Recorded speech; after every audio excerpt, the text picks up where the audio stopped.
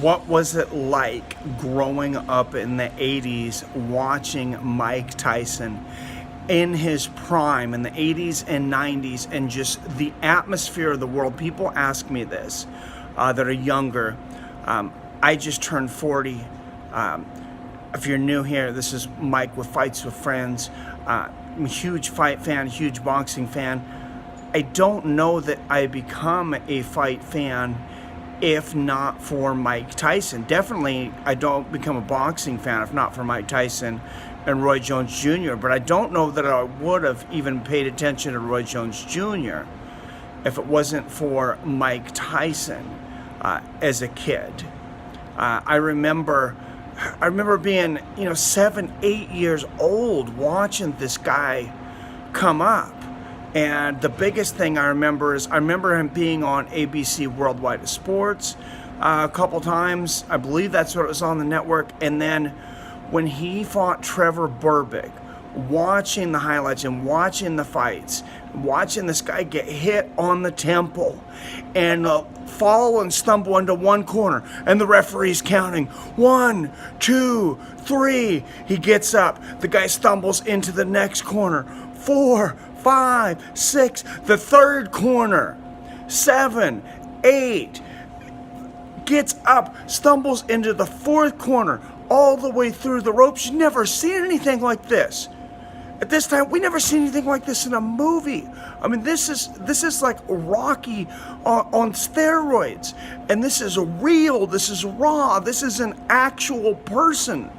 I mean, we didn't realize that people could be this. This is something that people could do. People were physically capable of being that dominant over another person, having that kind of speed, that kind of defense, that kind of chiseled body and discipline. I mean, it was insane. When Mike Tyson fought, the world stopped. The world stopped. I mean, I literally feel sometimes for fight fans that didn't get a chance to grow up with that. And I remember Mike Tyson, he'd been on some pay-per-views and he was coming back, and I believe it was the fight against Marvin Frazier, Joe Frazier's son. Marvis Frazier. I don't have any notes in front of me today because I just got caught up in emotion. That's why I'm doing this video. But I remember being over at my grandma Violet's, and we didn't have cable TV back then. It was like antenna, and I remember none of my family was into fighting. My dad, I'd never seen him watch a fight. None of the uncles, anything. They made sure that they had this fight. Everybody, I mean, we're all packed in, all the adults, all the kids, everybody. I mean, we were a big family back then. I mean, we're 30, 40 deep in this small living room. I mean, this living room of my grandma's, it's maybe 300-400 square feet. And we got chairs, we got, kids are sitting on the floor, we got chairs, we got couches. Was a little more conservative time, but it didn't matter. The wives are sitting on the husband's laps. I mean, everybody is just in there, and they're all scrunched into this area, and there's just this electricity in the air that you just couldn't explain without being there. And just thinking back about it, it's just some of the best memories in my life. And it's crazy that comes from a TV show. Somebody, you didn't even personally know, but what he did to 80s culture and 90s culture, I mean, it was absolutely insane. I remember when he was in prison for like 5-6 years. And literally, I subscribed to Sports Illustrated, or I wanted it as a gift. My grandma bought me Sports Illustrated as a gift. My grandma Violet, and basically I used that thing. I would read through every article trying to get a clue of when Mike Tyson might get out of jail. I'm following the story. I'm reading about the judge. I'm reading about everything that's going on, and I'm talking to my friends, and I would find people, like I would go to church. There was a couple guys that were into boxing, that were older, they were adults, and that's what we would talk about, like on the bus ride to church or whatever. It's like, man, when is Mike Tyson back? I heard, I mean, we probably made stuff up subliminally in our mind, but someone would hear a rumor and be like, yeah, I heard he's getting out next year, or whatever it is. And then the electricity, and he comes in against Peter McNeely. And this guy, he's like 40-0 or something like that. Became a laughingstock after that, because it was just all this aggression, all the hate, all the energy, and everything that was put into Mike Tyson. Everything that he suffered through in jail, it's like it just exploded in that ring. And it was literally, it was like Peter McNeely was not capable of standing on his own feet. I know he could feel the magnitude of the moment. It was just absolutely insane. And I know I'm going, back and forth a little bit now, but and I think back to Mike Tyson versus Michael Spinks, though. It was the same thing. I was over at a friend's house, and it's like everybody's there. He invites all his friends and everything, and it's like, man, you had to turn people down. And you had to collect at the door because, people, and they still do it on pay-per-views. I know people would jump on you. They'd leave 5 minutes before, and you wouldn't get your payment pitched in for $50, $60 pay-per-view, whatever it was. But man, the electricity of Mike Tyson walking down to the ring against Michael Spinks, and listening to Mike Tyson, the last 2 days on Joe Rogan Experience just brought back all those childhood memories. Like I said, I don't know that I ever get into martial arts. My first big influences that I remember in life of childhood culture, it's like everybody else, was watching cartoons or, whatever. I didn't watch a lot of cartoons as a kid. It's like I was into Bruce Lee. I remember when I first watched the Dragon, that was another thing, but it was Bruce Lee, Mike Tyson, and Roy Jones. And like I said, I don't know if I ever get into boxing if it wasn't for Mike Tyson. I don't know if I ever would have competed in judo if it wasn't for Mike Tyson.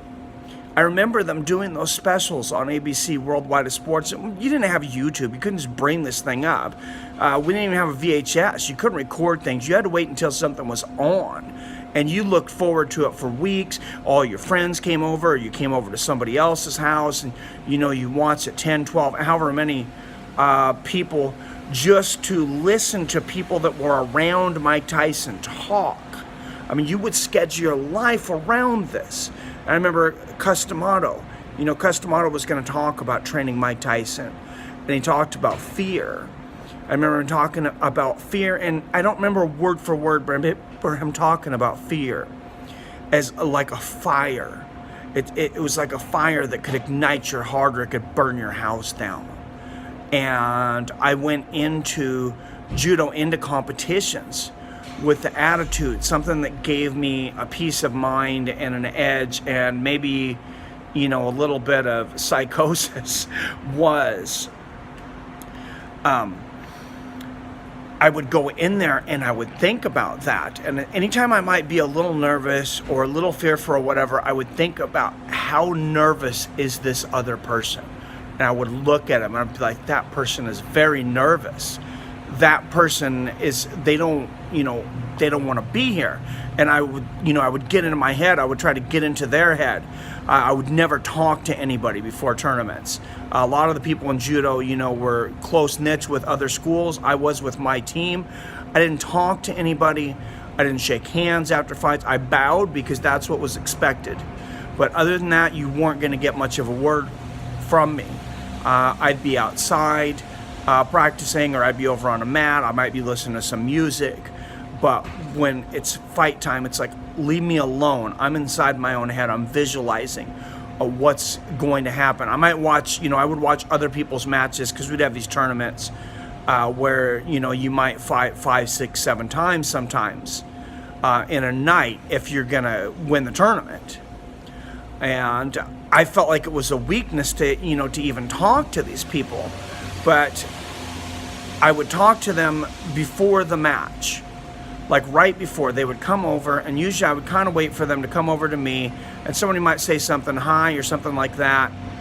And I remember and this championship, everybody was scared of this guy. He had just broken one of my friend's arms, broke his arm and dislocated his shoulder from an arm bar. And he was a little bigger than me. He probably cut quite a bit of weight. Everybody was scared of this guy. And I had just gotten my green belt at the time. This guy was a black belt.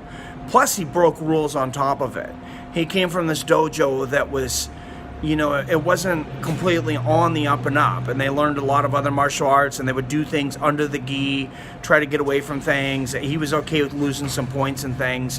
And I remember he came over to me, and he goes, "What's your favorite move?" And I said, "I'm sorry?" And he goes, "What's your favorite move?" I said, "Oh, I heard what you said." I said, "I'm apologizing for the hell that I'm about to put you through, because I would not want to be you right now." I said, "I apologize in advance for what's happened to you, because I would be so scared and anxious if I was about to go into the hell that you're about to go into right now." I said, "I don't have time to be scared of you, because I'm so scared of myself, of what I might do to you." I said, "I can't imagine being you." I said, "I feel for you. I weep in my soul for you." And this might not be word for word, but this is what I said to this guy. And I said, "Whatever I do to you in there, remember afterwards, it's not personal, but I can't guarantee that you won't be in the hospital, and I can't guarantee that I will ever see you again, because this is war." And I just turned away from him, and I didn't say anything else. And I seen his face turn white, and I learned that from Customato. And when I went in there, this guy was riddled with fear. And I took him down, and I choked him out. I mean, just brutal. I got 2 penalties in that fight, because I was also very pissed off at the guy, because he'd just broken my friend's arm. And I would grind my knuckles. I was going for a rear naked choke, where you see guys, they're trying to stretch people out and all these different things. And I would just grind my knuckles down their chin line and push into their teeth until they would bleed out of their mouth. And it's very painful. It's like you hit this nerve along this neckline. I'm kind of surprised more people in the UFC don't do it. Maybe it's because, they're full-grown men. It's not as easy to overpower people. But it wasn't strategy, it wasn't anything. It was just, when I went in there, it was just like, kill or be killed, and I'm not being killed. You're going to go through hell, and I'm going to orchestrate a masterpiece of violence that this person is going to be ashamed of. They're going to be, ashamed that they were ever even part of, and they're going to tell their kids about this story. That was what was in my mind, and that's the ego it gave me, and that's, very, narcissistic, I realized, and that was, was very out of body and not how you want to go about life. But that was the edge that it gave me in fighting. It gave me a passion for fighting. Just the whole Tyson era, but like I said, it also gave me a lot of memories. I'd like to talk about this more sometime in a live stream, but I just wanted to give you guys a little bit of a background and the feeling while I was feeling these emotions, listening to Mike Tyson and Joe Rogan bringing up the times of, when we first seen him fighting at 18, 19 years old, Kid Dynamite on the cover of Sports Illustrated. Heavyweight champion at 20 years old, destroying Michael Spinks with a crowd of basically all celebrities. And just an absolutely insane moment in time. I'd love to hear your guys' stories. Those of you that are old enough to remember it, like Robert Kerrigan or Dutch Guy. I know some of you guys that are in your 40s and maybe remember it. Late 30s to early 40s probably have some memories of it. Or hearing these stories. As a kid, maybe your uncle told you about it. Maybe your dad told you about it. Maybe you were there at the very end for the tail end of it. And that excitement that was around that Tyson-Lennox Lewis fight, even though Tyson was a shell of his former self. I mean, I had this little apartment that was about 600 square feet. It was called the Tanglewood Apartments in Kennewick, Washington. And I remember inviting everybody over from work. And it was just like my grandma says, I mean, it's people sitting on the floor, people sitting on each other's laps. I mean, literally, I mean, sitting on people's laps, standing over in the corner, anything people could do to get in the room just to get within vision. And we're talking about this. I felt like we lived a little bit more in the moment then without the internet. The internet does a lot of great things for us as far, like this. But I remember talking about with this with people at work. Oh, Mike's getting the Mike Tyson fight. And people would just come up and talk to me about it. And it seems like that's all I talked about for, I know it wasn't that long, but it seemed like a year. Oh man, Mike Tyson's going to fight Lennox Lewis. What do you think's going to happen? What do you see out of this? We would watch the press conferences. We would watch the, everything on the news, everything you could get your hands on, and Mike Tyson and Lennox Lewis, one of the greatest heavyweights of all time, probably the most underappreciated heavyweight of all time. But it was just such an insane, electric moment. And part of our history, part of our childhood. I mean, I think Joe Rogan and some of these guys, they describe it best when they said when we were kids, we felt like we were seeing a real live superhero in the ring. I mean, it didn't even feel real. It didn't even feel like life. It's like you were transformed to somewhere in between earth and heaven as a child. That's the best way, I guess, that I could describe it in words. And just thinking about it puts goosebumps down my spine. And I just wanted to share that with you guys. And I hope some of you guys have some stories to share of what was going on in your life during that time. Please put them down there in the comments. Everybody, if you like what I'm doing here, please hit that like button. If you're new here, please subscribe. We do have a big stream coming up, of course, on Saturday. If you are into UFC, ESPN +1, Henry Cejudo versus TJ Dillashaw, champion versus champion.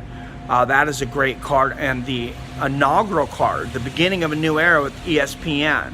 But right now, I want to hear your Mike Tyson stories. So share your best stories of maybe it was just what was going on in your life during that time, during a different era, 85, 86, 89, 90.